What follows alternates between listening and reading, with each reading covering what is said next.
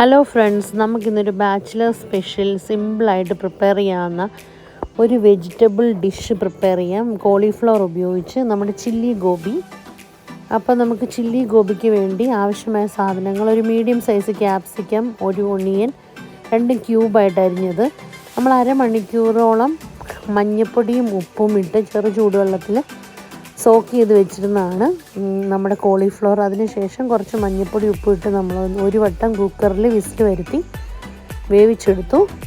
നമുക്കിത് ബാറ്ററൊക്കെ തയ്യാറാക്കി നമ്മുടെ കോൺഫ്ലവറിൽ മുക്കി പൊരിച്ചെടുക്കാം. ഇത് കുറച്ചും കൂടി സിമ്പിളായിട്ട് നമ്മൾ പെട്ടെന്ന് പ്രിപ്പയർ ചെയ്തൊരു ഡിഷാണ്.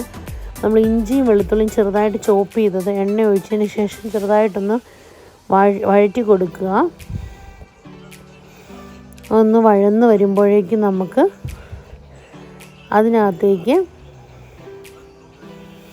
ആവശ്യമായ സവോള ചെറിയ ക്യൂബായിട്ട് അരിഞ്ഞു കൊടുക്കാൻ പ്രത്യേകം ശ്രദ്ധിക്കണം.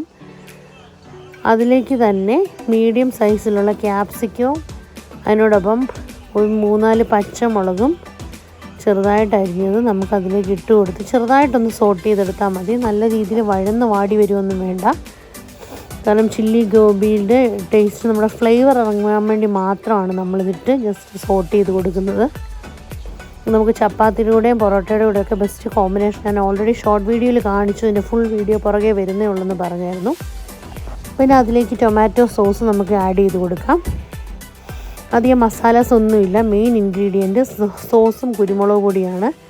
പിന്നെ അതിൻ്റെ പുറകെ സോയാ സോസും കൂടെ നമുക്ക് ആവശ്യത്തിന് ആഡ് ചെയ്ത് കൊടുക്കാം. എന്നിട്ട് ഇതെല്ലാം കൂടെ ഒന്നുകൂടെ ചെറിയ തീയിലിട്ടൊന്ന് സോട്ട് ചെയ്യുക.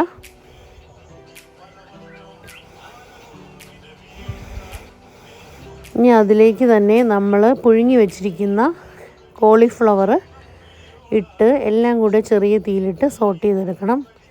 ഈ സമയത്ത് നമുക്കിതിലേക്ക് ആവശ്യത്തിന് വേണ്ട ചെറു ചൂടുവെള്ളം കൂടെ ചേർത്ത് കൊടുക്കാം.